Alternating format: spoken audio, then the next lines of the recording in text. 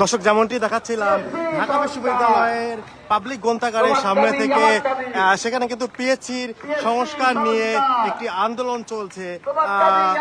ছাত্র অধিকার পরিষদের সভাপতি বিনিয়ামিন মোল্লার নেতৃত্বে এই যে আন্দোলন, সেটি কিন্তু শুরু হয়েছে, যেমনটি আপনাদেরকে দেখাচ্ছিলাম।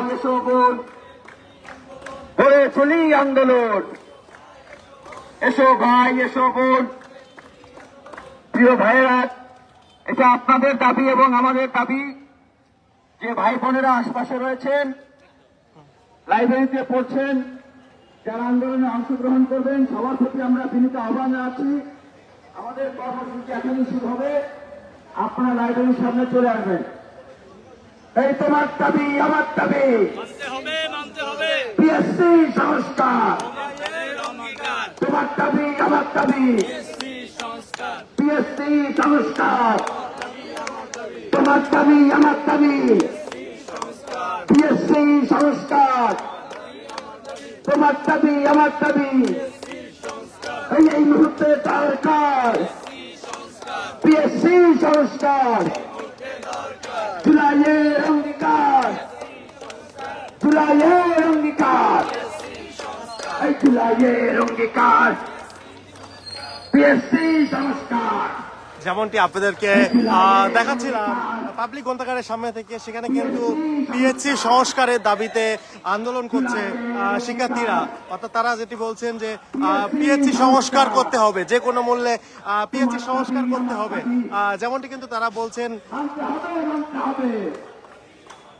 আসো ভাই, এসো বোন, এসো ভাই, এসো বোন, গড়ে তুলি আন্দোলন, এই এসো ভাই, এসো বোন, এই গড়ে তুলি আন্দোলন, তোমার দাবি, আমার দাবি, মানতে হবে, মানতে হবে, এই পিএসসি সংস্কার করতে হবে, করতে হবে, পিএসসি সংস্কার। পিএসসি সংস্কার না করে আমরা ঘরে ফিরবো, ঘরে ফিরবো। আমরা ইতিপূর্বে দেখিয়ে দিয়েছি শিক্ষার্থীরা কিভাবে আন্দোলন করতে পারে, শিক্ষার্থীরা কিভাবে আন্দোলন গড়ে তুলতে পারে, আমরা ইতিপূর্বে দেখিয়ে দিয়েছি। তাই আমরা বলতে চাই, শিক্ষার্থীদের যে যৌক্তিক দাবি পিএসসি কে সংস্কার করতে হবে, অনতিবিলম্বে এই দাবিগুলো বাস্তবায়ন করতে হবে। এই দাবি যদি বাস্তবায়ন না করা হয়, আমরা কি রাজপথ থেকে ফিরব? আমরা কি রাজপথ থেকে ফিরব? আমরা ফিরব না। আমরা আন্দোলন করতে করতে ক্লান্ত হয়ে গেছি, ক্লান্ত হয়ে গেছি। আমরা ক্লান্ত হয়ে যাই নাই। আমরা 18তে কোটা সংস্কারের জন্য আন্দোলন করেছি, আমরা 24-এ কোটা সংস্কারের জন্য আন্দোলন করেছি। আমরা বলেছি একটা মেধাভিত্তিক বাংলাদেশ গঠন করতে হলে পিএসসি কে সংস্কার করতে হবে, কোটা সংস্কার করতে হবে। আমরা দীর্ঘ বছরের পর বছর আন্দোলন করেছি, একটি গণ অভ্যুত্থান হয়েছে, আমরা তারপরেও আমাদের কাঙ্ক্ষিত পিএসসি সংস্কার এখনো পাই নাই। সুতরাং পিএসসি সংস্কার যদি না হয়, বাংলাদেশ কি সংস্কার হবে? বাংলাদেশকে সংস্কার করা সম্ভব? সম্ভব না।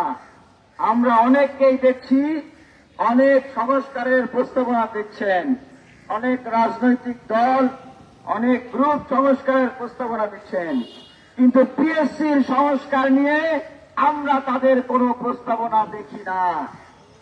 বেকারদের কথা কেউ বলতে চায় না, বেকারদের নিয়ে কেউ ভাবতে চায় না। যেই ভাইয়েরা, যেই বোনেরা এই পড়ার টেবিলে থেকে উঠে এসে কোটা সংস্কার আন্দোলনে যুক্ত হয়েছিলেন, যাদের কারণে গণ অভ্যুত্থান হয়েছে, নতুন একটি বাংলাদেশ তৈরির স্বপ্ন দেখছি আমরা, কিন্তু তাদেরই দাবি এখনো উপস্থিত। আন্দোলন করতে করতে এখন আন্দোলনের কথা শুনলে আমাদের এখন রাগ হয়, ক্ষোভ হয়, তাই না?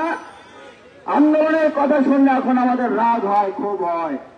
কিন্তু যারা এই আন্দোলনের জায়গা থেকে আজকে গুরুত্বপূর্ণ দায়িত্ব দিয়েছেন, তারা এই আন্দোলনে যারা অংশগ্রহণ করেছেন, যে ভাই বোনেরা আজকে পড়ার টেবিলে আছেন, তাদের দুঃখ দুর্দশা, তাদের সমস্যার কথা ভুলে গিয়েছে।